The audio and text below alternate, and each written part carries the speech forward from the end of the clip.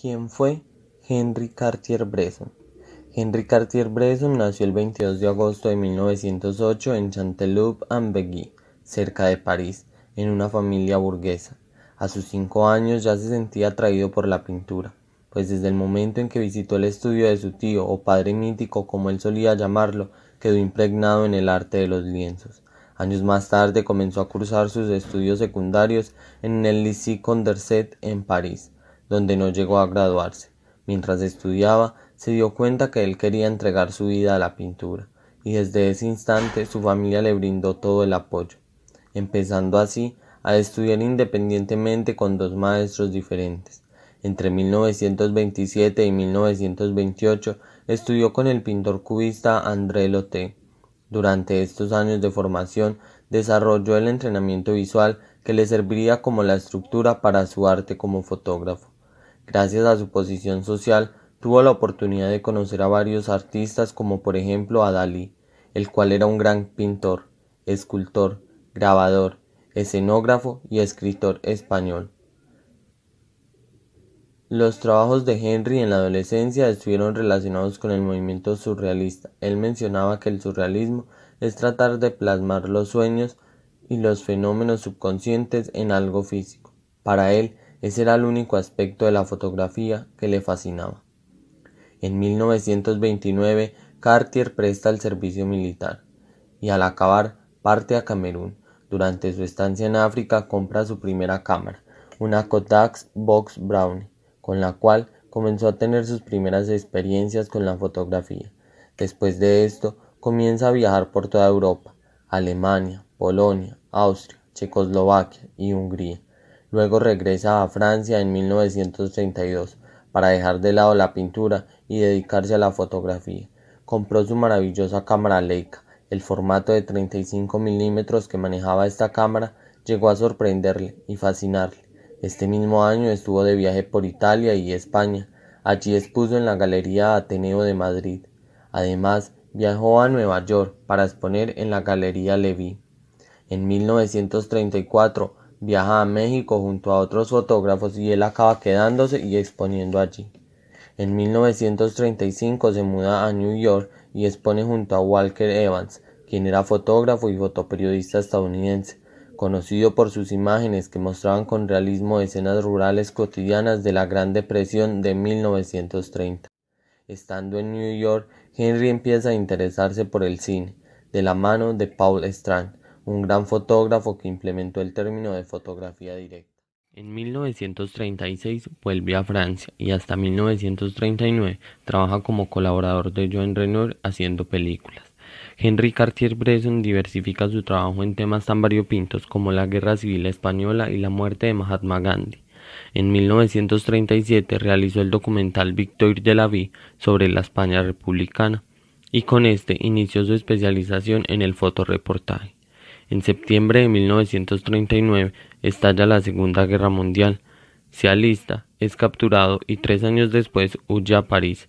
Durante este tiempo se dedicó a documentar lo que estaba sucediendo en estos conflictos. Además, trabajó retratando a artistas, pintores y escritores. Entre 1944 y 1945 forma parte del grupo de periodistas que fotografiaban la liberación de París. En 1945 se gana una oposición en el periódico comunista Sissoir, donde forja relaciones con otros fotoperiodistas como Robert Capa y David Seymour. En 1946, tras acabar la guerra, vuelve a Estados Unidos para completar una exposición. En 1947 funda junto a Robert Capa, Bill Van Divert, David Seymour y George Roger la archiconocida agencia Magnum Photo, una de las primeras cooperativas del mundo de la fotografía. Cada uno de estos fotógrafos tuvo que aportar un capital de $400, el cual le permitía a los fotógrafos la libertad a la hora de elegir temas a documentar y la forma en que trabajarían. Esta iniciativa consiguió que muchos más acontecimientos se cubrieran libremente y de forma profesional, sin estar atados a ningún medio de comunicación. En 1948 y hasta 1950 se lanzó a la fotografía de reportaje por Oriente, India, Birmania y Pakistán. Una de sus peculiaridades como fotógrafo era que nunca recortaba los negativos. Estos se positivaban completos y no se encuadraban o cortaban. Poco a poco, Cartier-Bresson fue ganando importancia y protagonismo en el mundo del fotoperiodismo. Tuvo la oportunidad de retratar a artistas como Picasso o Henri Matisse, científicos como Marie Curie, a la cantante Edith Piaf o a figuras políticas como Fidel Castro y Ernesto Guevara. Tal fue su importancia que tras la muerte de Stanley fue el primer periodista occidental que pudo visitar la Unión de Repúblicas Socialistas Soviéticas. Fue el primer fotógrafo en exponer en el Museo del Louvre de París, un honor que solo podía estar reservado a él. En 1958 vuelve a China, 3 meses por el 10º aniversario de la República Popular, después a Cuba y luego a México. En 1965 se va a vivir 6 meses en la India y 3 en Japón. En 1982 ganó el Premio Internacional de la Fundación Hasselblad, el cual es un premio dado a los fotógrafos que han hecho una labor notable. En 1996 abandona la agencia Magnum. A principios de los 70 deja a un lado su Leica para concentrarse en la pintura, pues él dijo que todo lo que ansiaba por esos días era pintar, que la fotografía nunca había sido más que una manera de pintar un tipo de dibujo instantáneo. En el año 2003, poco antes de su muerte, llevó a cabo junto a su mujer, la también fotógrafa Martine Frank, una fundación encargada de reunir sus mejores obras. Con esta iniciativa aseguraba la protección y el cuidado de sus obras tras su muerte. Henri Cartier-Bresson murió el 3 de agosto de 2004, a sus 95 años.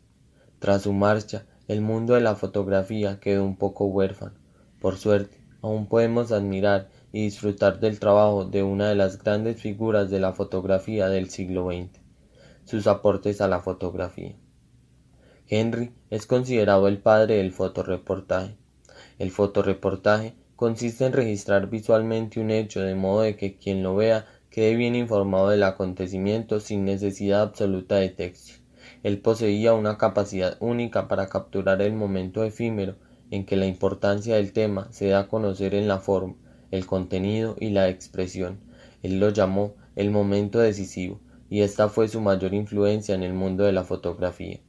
Y es que las imágenes de Bresson están cargadas de paciencia y sobre todo de momentos únicos que solo podrían haberse retratado si el artista estaba preparado para tomar la fotografía en ese justo momento. Pareciera que Henri siempre estaba en el lugar adecuado y en el momento preciso para hacer coincidir hechos dispersos que puestos en relación cautivan la atención del espectador. Él se pasaba horas esperando a que los hechos cuajasen. Además, creía que era necesario tener la cabeza llena de nociones geométricas para saber apresar la realidad dentro de unos límites compositivos. Él considera la geometría como la base esencial de la composición fotográfica. Henri implementa el término fotógrafo decisivo, es decir, aquel fotógrafo que a través de su cabeza, su ojo y su corazón hace que una serie de objetos y hechos adquieran sentido y queden inmortalizados a través de la fotografía. Además, el fotógrafo no debe ser un mero testigo objetivo de lo que sucede. Para que sus imágenes funcionen, debe implicarse con su entorno. Henri aborrecía los flash y prefería que se mirara con sensibilidad sus imágenes. Por eso, decía que en ocasiones le gustaría poner pie de fotos falsas para que la gente mire con sus ojos, no con el cerebro. Citas de algunos libros de Cartier-Bresson. Sus libros más leídos son Ver es un todo y Fotografiar del natural. La fotografía manufacturada o escenificada no me interesa.